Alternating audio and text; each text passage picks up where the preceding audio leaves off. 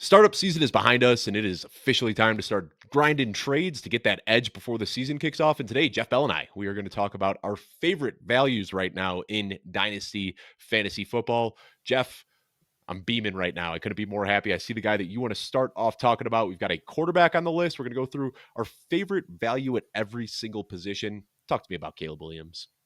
Yeah, so I wrote a spotlight that will be going up on Football Guys on Caleb Williams, really diving into his rookie year. Kind of, I use the our leader Joe Brian always talks about the hero's journey, and so I kind of applied Caleb Williams' career so far to the hero's journey and looking at kind of the cycle where he stands right now. And really, it was really interesting digging into the numbers because there was a lot of bad his rookie year. There was 9 games that I had kind of added up that were just not anywhere near where they needed to be.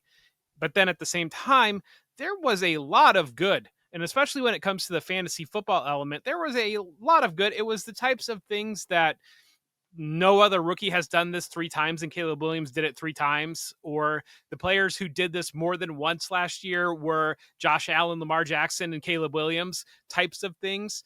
That And you're talking about the rushing too. Just I want to say, like the rushing went into a lot of this, and I think that is one of the most overlooked things from Caleb Williams' rookie season is that he can run.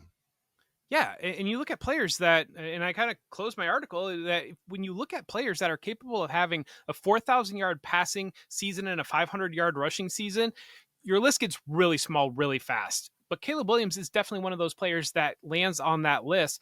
I don't understand where the dynasty community is on Caleb Williams. Quarterback 10 on Keep Trade Cut. This was the guy. This was people lost entire people got ready to lose for 2 years in a row to get Caleb Williams, and one kind of some bad in it, but a lot of good in it. And everybody's moving him down to quarterback 10. It's absolutely bonkers to me. And so that's where Caleb Williams, my favorite quarterback to go out and target. And I think that if you are one of these people that you're thinking about panicking about Caleb Williams, I definitely wouldn't do that. But if you're in a league and maybe you've got some like a Justin Herbert or something like this, this could be your only opportunity to pivot and to grab Caleb Williams, because if he does what we think he could do, what he should be doing, he is going to be quarterback 1 or quarterback 2 in Dynasty at this time next year. And it's funny. It seems like everybody's starting to buy into Trevor Lawrence now because they're like, well, Liam Cohen's there. And look what Liam Cohen did with this reclamation, former number 1 overall pick in Baker Mayfield. Now you got Caleb Williams, who, I don't know if you remember, Ben Johnson took over Jared Goff, who was just a throw-in in that Matthew Stafford trade, former number 1 overall pick who had disappointed, granted over more than just 1 year, but completely turned him around, got Jared Goff on track, and now he's looking like one of the best quarterbacks in the NFL. I'm not going to say that's assuredly what's going to happen with Caleb Williams, but I'm picking up what you're selling here. And, we did a lot of these dynasty startups recently in our listener leagues. I walked away with way more Caleb Williams than I'm almost comfortable with, but I was just consistently taking him for whatever reason. I just kept getting late first round picks, and I would just take him late in the first round. Jeff, no surprise to you, but I have Caleb Williams exactly in my rankings where you have him as QB6. I've moved him ahead of Patrick Mahomes, and I know that might sound crazy to some people, but we've seen the Chiefs offense change quite a bit. Patrick Mahomes is about to turn 30 years old. The sky is the limit for Caleb Williams, and I can't help but get excited about what he'll look like in this Ben Johnson offense. So complete agreement with you there. So who's your guy, Dave? My guy is probably not a huge surprise. I've talked about this guy quite a bit, but I'm shocked to see that Cam Ward now has fallen to QB 17 throughout the offseason. Was QB 13 after the draft? Since then, he has just fallen for no reason at all. Like, pick number 1 overall, and the markets have decided that it hasn't been a good 3 months for whatever reason. We've got nothing but good reports out of camp so far that this guy is just, exactly what you want to see in a young NFL player. First one in, last one out type of mentality. I think the biggest thing, though, that gets lost for me, and Jeff, we did talk about this, we talked about rushing upside of Jackson Dart compared to Cam Ward, and Cam Ward, we didn't see a ton of rushing from him in Miami, but Caleb Williams, who we just talked about, didn't see a ton of rushing at USC. Justin Fields, when he was at Ohio State, not a ton of rushing there as well. What I try to look for are the toolsy guys that don't rush a lot in college that can surprise us with their rushing at the NFL level. And Cam Ward is one of those guys that just has that natural athleticism, the ability to move around in the pocket. I don't want to comp him to Patrick Mahomes. That's not what I'm saying, but he does have that kind of toolsy ability with his feet as a scrambler. I don't think he's ever going to be an 800,000 yard rusher or anything like that, but 400 to 500 yards rushing is well within his range of outcomes. And that gives a quarterback a very high floor and a ceiling. But really, what it comes down to is the investment, a number one overall pick. And sure, you can say that there are other classes where he wouldn't have been the number one overall pick. But if we look historically, of course, we remember the outliers, the busts, the Jamarcus Russells and the David Carrs and these guys. But the reality is that quarterbacks that get drafted number one overall have an 87% likelihood of starting 5+ seasons in the NFL. So it might not be pretty, but you're drafting a guy right now who is being valued as a middling QB2. You're basically guaranteed 5 years as a starter. And if he does have any semblance of a ceiling as a rusher, I just think there's a huge value here. Also, I want to talk about Brian Callahan for a quick second. Again, not making a comp here, Cam Ward to Joe Burrow, but there are a lot of similarities. The late breakout, the final year in college that really put him on the map, being a number one overall pick. And Brian Callahan played a big part in the development of Joe Burrow. I have trust in him now that he went out and picked his guy. He's not being forced to try to, fix things with Will Levis. Now he has his guy in Cam Ward, and I trust his skills as a QB developer. So Cam Ward right now getting drafted as a QB 17. I've got as my QB 13. And again, Jeff, talking about these startups we did, I was picking in the third round, and Cam Ward was basically just an auto pick for me in round 3 of these Superflex drafts. Yeah, and I wonder, even though they're ranked high, Cam Ward is ranked higher than Michael Penix on Keep Trade Cut, but I do wonder if you have Michael Penix, how like can you pivot to Cam Ward? Can you get something maybe on top of Cam Ward to do Michael Penix? Because it seems to be a lot of excitement around Michael Penix. But you talk about why Cam Ward is dropping. I think some of it tends to be we are recording this in July now, Yeah. and you know we're not exactly in the heart of redraft season yet, but we're getting pretty close to there. And so all of a sudden, these 27, 28-year-old quarterbacks that maybe back in February, where you're thinking about the 22-year-old quarterback versus the 28-year-old quarterback, now all of a sudden you're taking one of those guys as your quarterback one in your redraft league, and the other guy is quarterback 26 in redraft. And so I think that plays into it a little bit. I think part of it too that you talk about that quarterback rushing, because there's Mhm. layers that you need to understand, the layers of quarterback rushing. And yeah, you've got your Lamar Jackson over here, and he can rush for 1,000 yards, and that makes his ceiling 30 points per game, massive differential shifter. Because if the passing can be there, then that's where you get there. You've got Justin Fields can rush for 1,000 yards. The passing might not be there to be able to do that, but he's over there.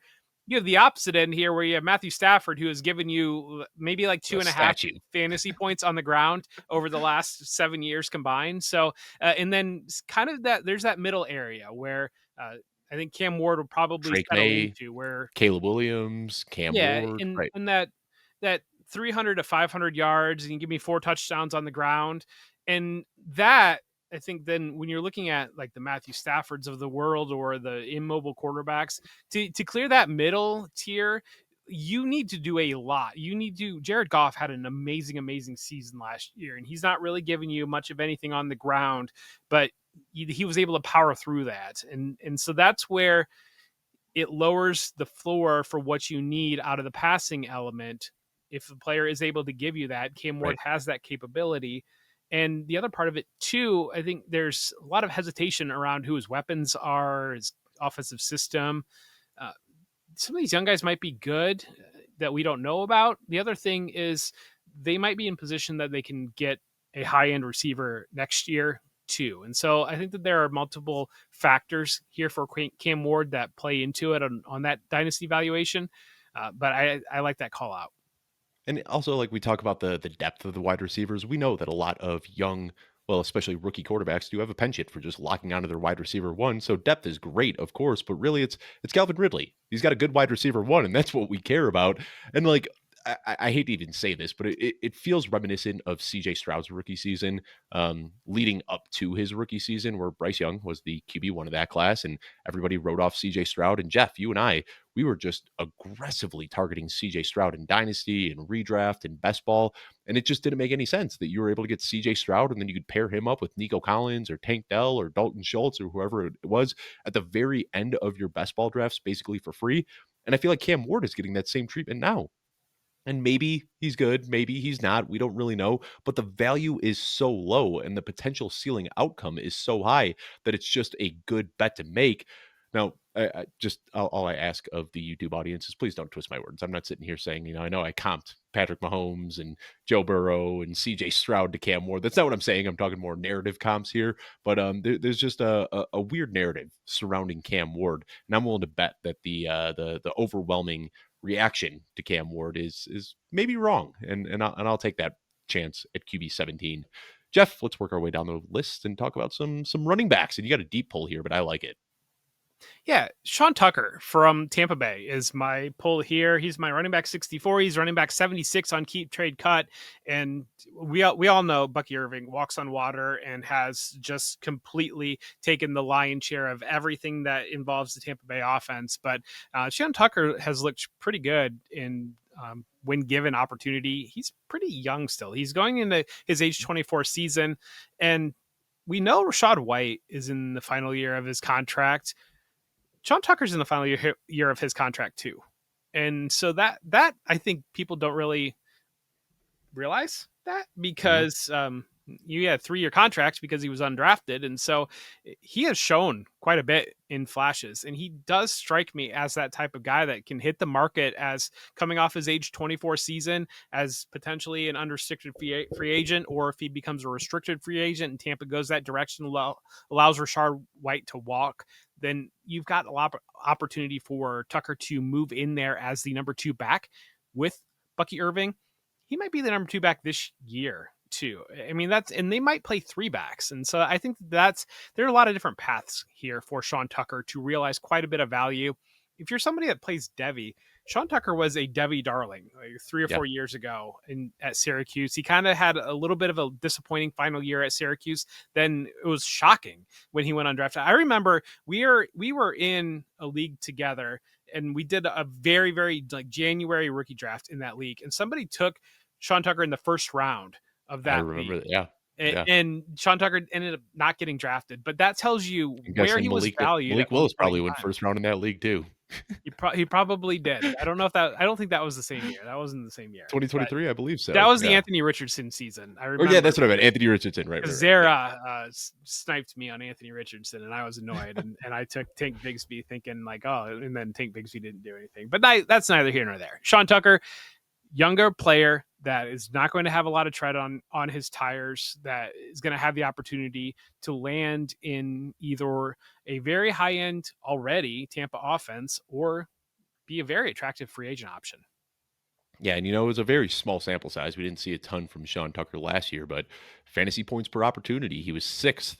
Expected points added, his EPA, ninth among all running backs. And then this is an interesting metric that they have over at Player Profiler. It's called true yards per carry. And what they do is they remove the breakaway runs, which, if you remember, Sean Tucker had a handful of breakaway runs last year. But what they do is they remove carries of over 10 plus yards and look at the average yards per carry. It just helps with consistency a little bit. Who are the guys that are grinding out yards in the short areas of the field? Sean Tucker was first among all running backs last year in true yards per carry. So there are a lot of exciting efficiency metrics there. And I don't know why he went undrafted. I still to this day don't know why. I mean, he was a very good running back, just blistering size adjusted speed score. He's got that really thick, stout frame that you like in NFL running backs.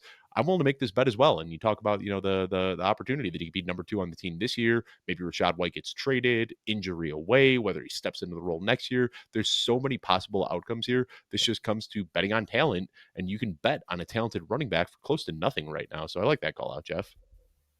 Thank you, Dave. I appreciate that. Similar area of the draft here. We're getting really, really deep here, but Tahj Brooks right now is being drafted as the RB 65 in Dynasty, and kind of similar to Sean Tucker. He's a guy with a really thick frame, a guy who can grind out yards between the tackles, a guy who has really good footwork and things like that. A player that I really just fell for during the scouting process early in this offseason. And Matt Waldman, also a big fan of his game. He doesn't have the blistering speed to rip off breakaway runs, but he is just a well-rounded and good running back. What Matt talks about often, he calls him the what does he call him? says he runs a lemonade stand. He's got a nickname for him, and I can't remember exactly, but says that he just regularly last year was able to turn lemons into lemonade, where he'd get hit in the backfield and he'd turn what would be a 2-3 yard loss into a 4 or 5 yard gain. And he comped him Frank Gore in his ability to do that, to just keep piles moving, keep his legs churning. And it's not the flashiest thing, and a lot of people overlook this, but I think that there are a lot of similarities to what Tahj Brooks does to what Chase Brown did when he was in college, a guy who handled a very big workload at Illinois.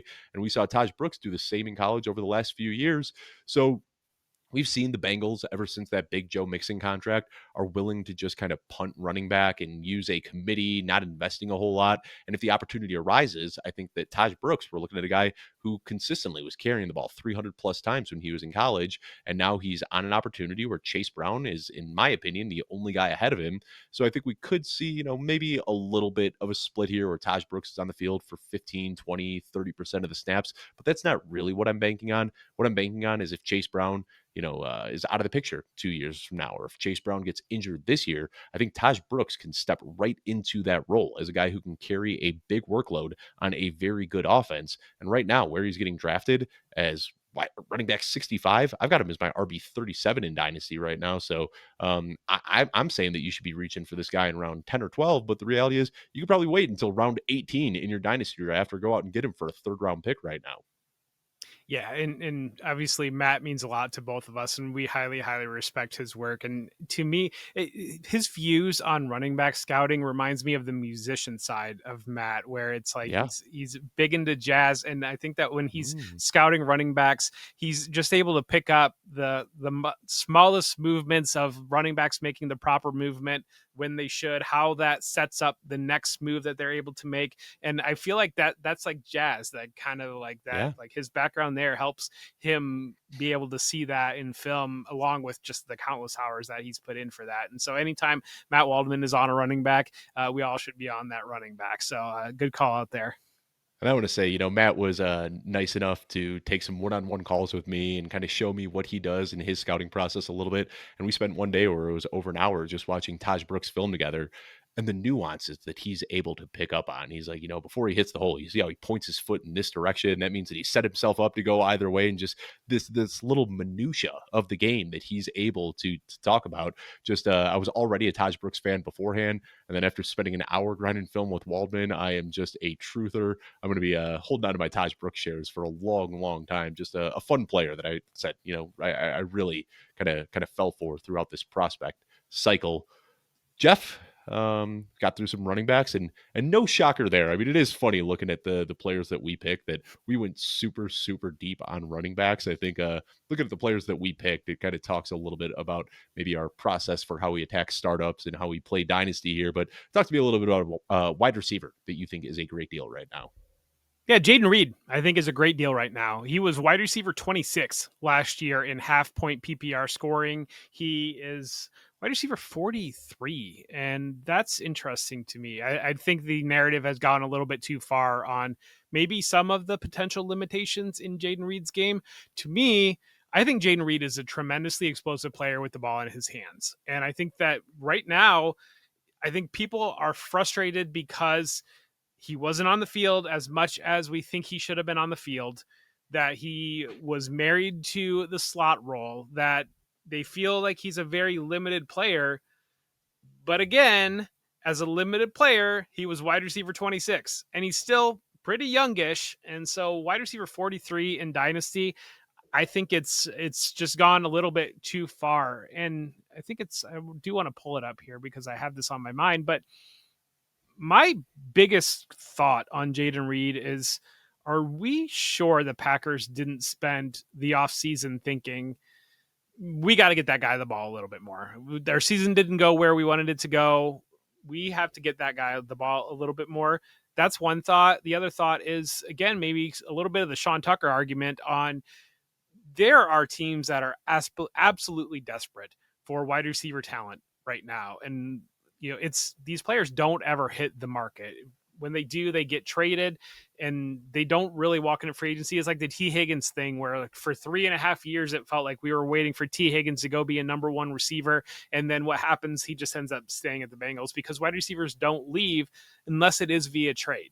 And right now, out of the draft, there was maybe the agent for Jayden Reed laid the groundwork a little bit for a potential trade of basically saying, hey, we think that he's the guy. What's the deal here with taking Matthew Golden? And then Matt LaFleur right afterwards said, Jayden Reed's our number one wide receiver. And so I think that there might be a little bit of friction, which I don't mind seeing with a wide receiver that has a little bit of friction that Iron about sharpens wanting to iron. have and wanting to have a bigger role. To me, Yeah. that I think is just kind of ingrained in what you're dealing with. What we go back, I always go back to the Denny Carter tweet where it's like he's talking about the different positions and how they view everything. And like part of me is like, if I've got a player like Jayden Reed that is incredibly explosive, but like kind of playing a part-time role, and he's not wanting to play a little bit more, that's a little bit more of a red flag than a wide receiver that thinks he should be getting the ball more. So I I think mean, we that saw that that's last year with Romeo Dobbs. Remember, like he yeah. was not happy about his lack of usage and didn't show up to practice and got suspended. So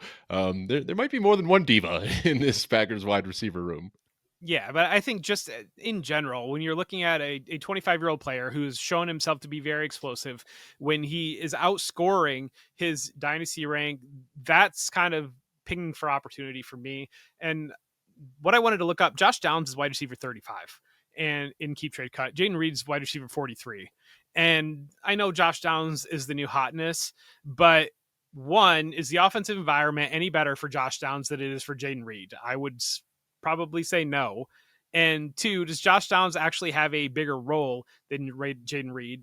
I don't really know that I think that either, because Josh Downs is another player who was pretty limited to the slot. And so right now, I mean, Luther Burden, I like Luther Burden, but he's wide receiver 34. Jayden Reed, wide receiver 43. We've already seen if Luther Burden does what Jayden Reed has done so far in his career, we should be over the moon thrilled with Luther Burden. And so I think that that's where everybody's just getting over the skis a little bit. Mike Evans, wide receiver 36, and Jayden Reed, wide receiver 40. Mike Yeah, that's Evans, that's crazy. and so that's where one of these that we might just be wrong on how limited we think Jayden Reed's role is. And even if he is that limited, he's been a wide receiver too already with that role. Yeah, and that's really what my concern boils down to is, like you said, the limitations. He had one game last year with more than 6 targets, and you start looking at his snap rate. I mean, he just can't get on the field. Dwayne McFarland pulled the data, but last year on one wide receiver and two wide receiver sets, Jayden Reed saw 7 snaps on the entire season. I mean, You know who knows what that? we who Jayden Reed Matt his and LaFleur his and Jayden Reed and his and his agent know agent. that. Yeah, yeah, I'm sure they do, but I look at it schematically, and I think that Matthew Golden can do more than Jayden Reed can, and I think Romeo Dubs is kind of locked in as that X receiver, and that's my fear is that like I agree with you. I think Jayden Reed is a very very good player, and I made this argument last year where I said I think Jayden Reed is a very good player, but it's just so hard for me to want to pay up for a guy who doesn't have the elasticity to move from the slot to outside, and that's what you see with the JSNs and the Cooper Cups and a lot of these other guys that we really like that are primarily slot players. They can move outside when needed. And we just haven't seen Matt LaFleur trust Jayden Reed in that role. So my fear is that we see Romeo Dubs playing the X and we see Matthew Golden playing out wide, and Jayden Reed does what he's done over the last couple of years and sits on the bench for 30% of the snaps, watching from the outside. And I think there could still be some boom games there. I mean, we saw it last year when Jordan Love was healthy early in the year. He had 2 games with 130 plus yards before week 4, and that is promising. I just really get worried about the limitations here, especially now with the added target competition. I think Matthew Golden is probably going to be on the field more than Christian Watson was. So I don't have like a huge fade on Jayden Reed for whatever. Like I'm looking at my ranking right now, wide receiver 45. So I'm basically right there with consensus in dynasty rankings. It's just hard for me to move him up much higher than that because up until now we've seen a player who's pretty limited in his role. But I'm okay with, and to some extent, I'm okay with that when I'm looking at Dynasty and I'm starting 10 players, I'm starting 3 wide receivers, I'm starting 2 or 3 flex, and Jayden Reed's being valued as a wide receiver 4 that has the potential to give me wide receiver 1 weeks somewhat regularly. And yeah, the floor might be nothing, but he's got a lot more potential than I think the other players that you're looking at, usual wide receiver 4 territory that you're putting into your lineup. Like, who's got a Yeah. higher ceiling? Who's got a higher ceiling, Jayden Reed or Khalil Shakir? Who do you think has a higher ceiling? I'd say Jayden Reed, probably. Yeah. Yeah, I think so too. And looking, I mean, I've got those guys funny enough side by side in my dynasty rankings. So, yeah, I mean, we're looking at two guys. I think for me, the difference, Khalil Shakir plays on a better offense, so I'd expect a slightly higher floor. But I think two similar players. Yeah, I think Josh Downs kind of gets lumped in there as well. We will agree to disagree on Jayden Reed. And again, I don't want to be like the Jayden Reed hater. That's not what I'm trying to say. I'm just right there with Why the do you hate market. Jayden Reed? You are very, you are very aggressively touting Jayden Reed. And I'm just trying to say, hey, this is why I think maybe the market is right on this guy. All right, Jeff, maybe it's your turn to talk some sense into me because I am as high as can be on Ricky Pearsall. I've got him as my wide receiver 25. You look at his consensus ranking right now, he is being drafted as the wide receiver 33. I apologize to regular listeners of this show because they're probably sick of me talking about Pretty Ricky, but I just think this guy is such a good player.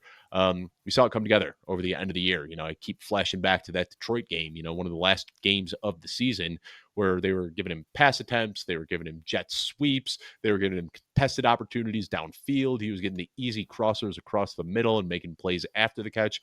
I mean, he is a very well-rounded receiver. And now with Deebo Samuel out of the picture, he is going to be a full-time player on the San Francisco offense. Brandon Ayuk's going to come back at some point, and I think that pushes Juwan Jennings to the bench. But Ricky Pearsall, I think, has done enough to remain a top 3 option on this offense behind Brandon Ayuk and George Kittle.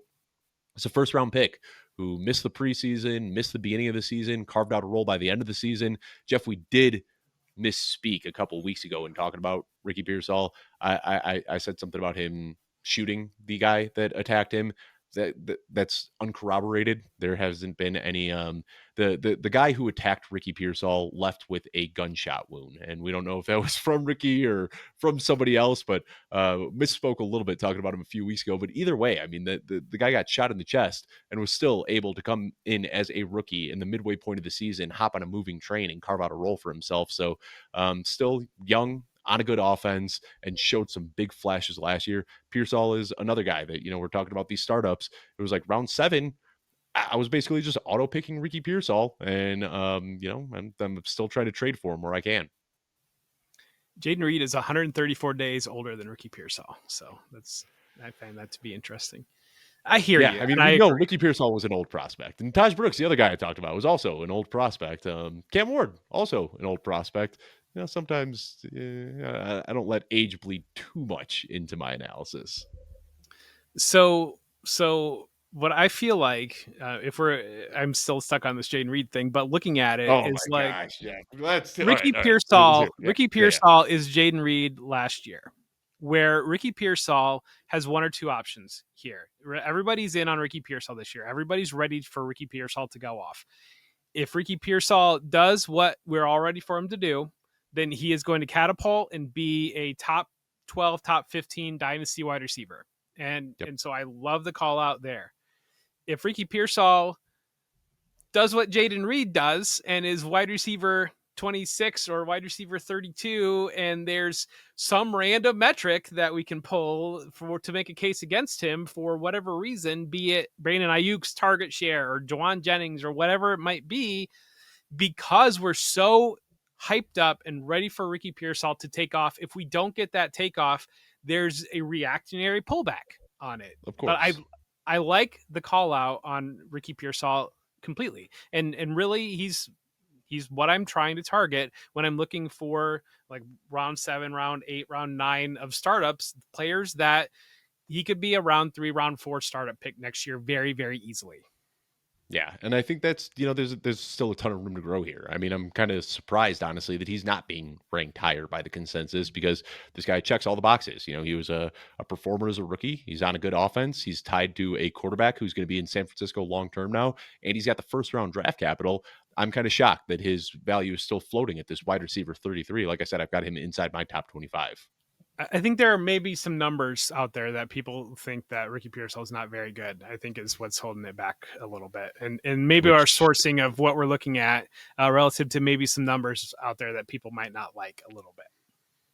Context. There's a lot of context to be added to Ricky Pearsall's raw numbers from his rookie season, but I don't think we need to spell that out for you. I think anybody listening to this show is sharp enough to know about the context. Jeff, before we get into the rest of this show here, I do want to let the audience know about a summer sale that we are running right now. Over at Football Guys, we do this every single summer, only a few days left here. You don't want to miss out on this. 10% off the first year of any premium subscription. We'll have a link in the bio that you or in the description here that you can sign up footballguys.com/2025-summer-podcast. We'll have that link so you can click on, but 10% off that gets you access to all the tools that we have over at Football Guys, and it also gets you access to all the Dynasty content. Of course, the show that we're bringing you every single week is free, but if you want any of the written Dynasty content from me, Jeff, or any of the other staffers that we have, that is behind a paywall, but you can find that in the link in the description below. We would love if you can sign up at Football Guys and dominate your league. All right, Jeff, let's wrap up with some tight ends here. I wasn't surprised at all when I saw the name that you pulled here. Talk to me a little bit about Elijah Arroyo because I really, really like this one. Yeah, Elijah Arroyo seems to be the forgotten rookie. I think that when you really look at, he was a second round pick.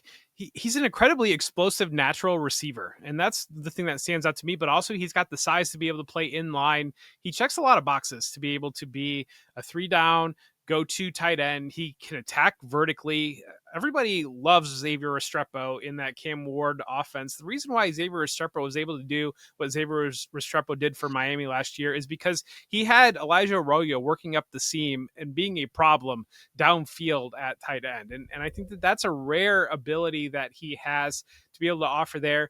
And I think that he's getting covered up because of maybe people seeing Noah Fant, and Noah Fant didn't take off, but he's not going to be the immediate starter, or maybe just the depth of the tight ends this year where you had Tyler Warren, you had Colston Loveland going at the top half of the first round. Then also in the second round, we love Mason Taylor, but also there's Terrence Ferguson. And then Elijah Arroyo is kind of the forgotten about guy.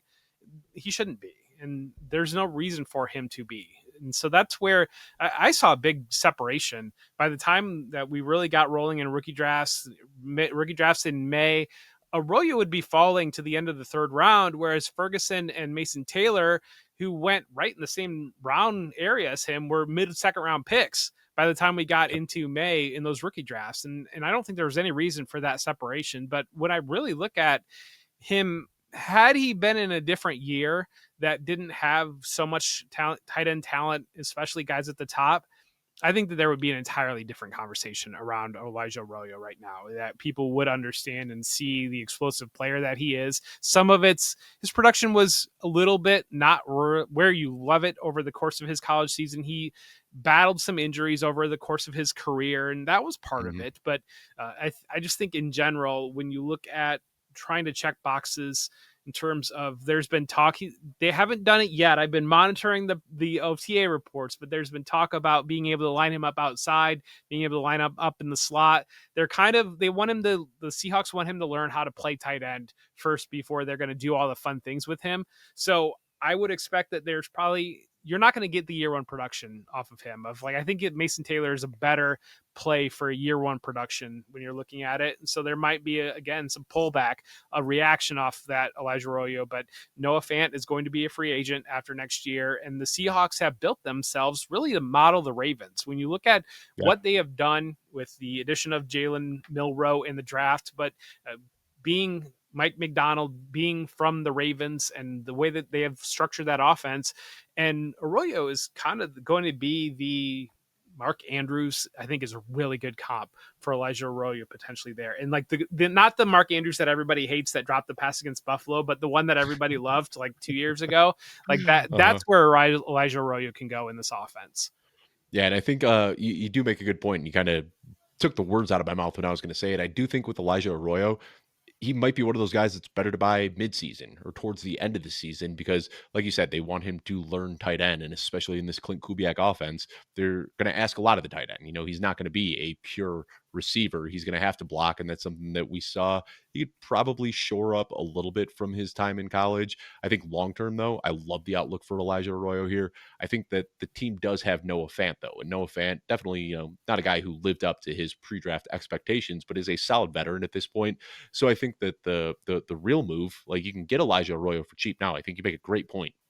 I mean, I'm sure your rankings look similar, but I've got him bunched right alongside Mason Taylor and Terrence Ferguson because these guys all got similar draft capital and are all very good receivers. So much was made about the depth of this running back class that I think the tight ends got overlooked. And you and I talked about this a lot in the late winter and early spring that we were just hammering tight ends in our rookie drafts. And Elijah Arroyo is one of those guys. But I think that there's a window to buy now. But I think that potentially, and you're playing a dangerous game here because he could come out and just Sam Laporte of the league and surprise everybody, or Brock Bowers of the league. And then the window slams shut. But I think that there's probably going to be an in-season window where you can get him for even cheaper than you can now because we know how reactive people are. And right now, I've got him as my tight end 18. His consensus ranking right now is tight end 20. It wouldn't shock me if by week 8 this guy has fallen to tight end 28 or tight end 30, and you can get him for a late third or an early fourth round pick. And the encouraging thing to me, AJ Barner is there too. AJ Barner's a good player, but he's there more of your classic inline blocking tight end. And then they Yeah. drafted Robbie Oots, who was a tight end moving to fullback. They've kind of got it covered there where they have the, if you remember, like Max Williams with the Ravens, or Mhm. I'm trying to think, there was somebody after Charlie him. Kohler, No, not Charlie Cole. There was somebody in between that had like a very bad Hayden injury, Hurst, and Nick Boyle. Nick Boyle. Nick That's right. Yeah. Nick Boyle was That's a like fun game. How many tight ends from the Ravens can we name over the last 20 years? he would just erase dudes in Yeah. the run game and in the blocking. And I think that AJ Barner can kind of do that. And that's where you can free up Elijah Arroyo to move around and to be that receiver there. So long term, they've got it built in where And they've he got, doesn't. you talk about modeling after the Ravens. Oots is going to be their Patrick Ricard, basically, the guy who's going to be Yeah. playing fullback, tight end, might even take a snap here and there at defensive end. Why not? Yep. Yeah, they have.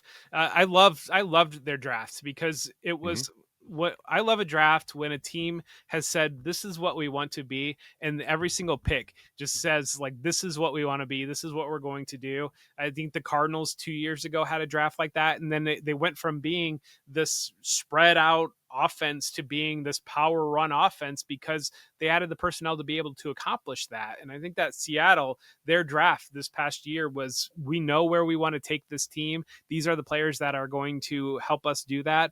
And they just crushed it. And so Elijah Roy is a big part of that. Yeah, and they drafted two darlings of mine in Jalen Milroe, getting him in round 3, and then getting Torrey Horton, who I think was one of the biggest surprise falls coming out after the draft. That it was medical concerns that pushed him down, but Torrey Horton is one of the guys, one of the few day 3 wide receivers that I'm still holding on to hope for. So I'm in agreement with you. I think a lot of people have just kind of laughed at the Seahawks for the moves that they've made this season, or this offseason, but it is very obvious what their long term plan is, and I'm excited about it.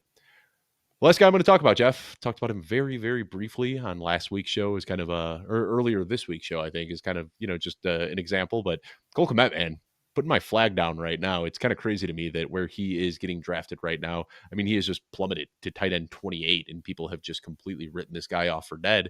And I think this is another guy, kind of like Elijah Arroyo, or maybe you can buy him in season. But I don't even know if that's the case right now. We talk all the time about the learning curve for a tight end coming in from college into the pros, how tough that can be. And right now, Colson Loveland dealing with a shoulder injury, hasn't been able to practice much at all. He's been off to the side with trainers during OTAs. Training camp's starting up here soon. We hope that he can be a full go. But there's a world, Jeff, where Cole Kmet is just the tight end 1 for the Bears this year and gets similar usage to what we saw from Sam Laporta last year. That's probably the best case scenario, is that he is the number 1 guy there. But I think even if that doesn't work out, this guy's still going to hit free agency next year as a 26-year-old. We're talking about a former second-round pick, a guy who, if you look at what he's done over his short career, he's an elite company for the amount of receiving yards that he has through his first few seasons. I don't think that he has the sky high ceiling, being the next Travis Kelsey or the Mark Andrews or something like that. But he kind of reminds me of Zach Ertz, and their early career trajectories are very similar. I think that Cole Kmet is one of these guys that's just going to be around for the next decade and is going to consistently kind of flirt with tight end one production, whether that's on the Bears or on a different team. I just want to bet on the talent here. And when I see a guy who was the tight end 9 in season last year, and then after a just the wheels came off the Bears at the end of the year, and then they drafted another tight end, falling from the tight end 9 to tight end 28 is just a massive overreaction for me. So has definitely slipped in my rankings a little bit because of the short-term outlook and the uncertainty of where he'll be in the future. But with him falling all the way to tight end 28, just one of the best values out there right now. You can still get a young tight end who hasn't even started the second act of his career yet. So I do apologize because my mind has been wandering a little bit here, but my thought is here. So we've got Ivan now has joined the team, and Ivan is our great video editor. And if you go to the Football Guys shop, I believe there still is I'm one beer away from talking about sleeper tight ends. And I mean, we gotta task Yeah. Ivan, and we gotta task our audience that, like, if Jeff talks about a Buffalo Bill or an Ohio State player, or Dave talks about Ricky Pearsall, Tahj Brooks, Cole Kmet, like, we need like a counter going on. Jeff, And if somebody goes out there and buys one of these glasses, a beer away from a sleeper tight end, maybe if a couple people do this, and they show me the proof that they bought that after this, I think we're working on some partnerships for maybe some best ball or something like that. And I'd be willing to throw some credits to some people that might go out and do something like that. And maybe, if Ivan's there and like we start to have a counter when these things happen in the show, and maybe our listeners have picked up things over the years and over the episodes that we've done, and can develop their own, let's call it bingo, in maybe their own bingo that they can do. I think that's something that we're kind of, after this episode here where we're just talking about the things we talk about, we need to do that. I think so. I might even make a spin on that, for the expo this year. Just get a shirt that says I'm one beer away from talking about Ricky Pearsall, because I haven't been able to shut up about the guy this offseason. That being said, Jeff, the last couple of shows that we've had to do were tough. We were really stretching our imagination, talking about old guys in Dynasty, and this was a let's get back on track and talk about guys that we like and guys that we want to tout and guys that we feel good about. So this was our get back on track show, talking about the guys that we really like, and I'm sure we'll do another My Guys episode at some point before the season kicks off. And when it does, don't be surprised if I'm talking about Ricky Pearsall again and Jeff is out here talking about Caleb Williams again. But that's why this is fun, right? Not everybody could watch every episode. So sometimes we have to talk about these guys more than once to just really hammer home the idea. And it's funny, again, going back to these listener leagues that we're in, I've got Ricky Pearsall in a lot. I've got Tahj Brooks in a lot. I've got a lot of the players that we've talked about, and nobody's even trying to trade these guys for me. I mean, it's very active in trades, and I think people know that, just like, no, I'm not going to be able to pay what Dave wants to take Ricky Pearsall from him. But that's what makes it fun, is holding a flame for your guy year after year after year. I completely agree. Well, we'll be back next week.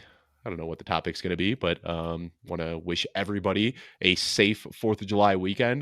Jeff and I don't know if it'll be Monday or Tuesday. We might push it out a day because of the holiday, but either way, we will be back.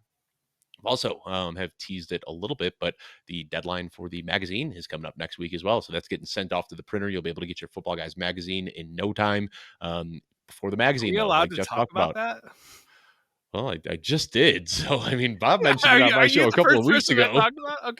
Okay. I want to make sure Bob had mentioned something first. Yeah, Bob Harris. We talked about the magazine briefly on an episode of the Launchpad. I think this is the first YouTube mention, though. So, spoiler, if you're watching this show 45 minutes in, yeah, we're doing something fun. So, yeah, keep your eyes peeled. You can sign up at footballguys.com/ what is it? What's I should know the daily email update, but like, if you're watching this show and you're not on the daily email update by now, I don't know what you're doing, but I we will just definitely be Google, like, announcing Football that when Guys it comes daily out. email update. That's what I do. Just Yeah, you can do that. 750,000 people right now. You can join a list of a ton of people who are starting their day off with all of the news and notes from around the NFL straight to their inbox, along with all the content that we're producing over here at Football Guys. Jeff, we got the summer sale plug. Talked about some beer glasses. We talked about the magazine. We talked about the daily email update. We're making Joe Bryan very happy in this episode. So, really company men here today. But, Jeff, any other closing thoughts before we sign off for the week and enjoy our weekend? I mean, we hit some bingos there, so get your glass from the shop and do some bingos. But no, just thank you, Dave. I appreciate it, and anytime we get together, be able to do this, I appreciate it. Thank you very much. And thank you, audience, for taking the time to listen today. We will be back next week. Stay safe this weekend.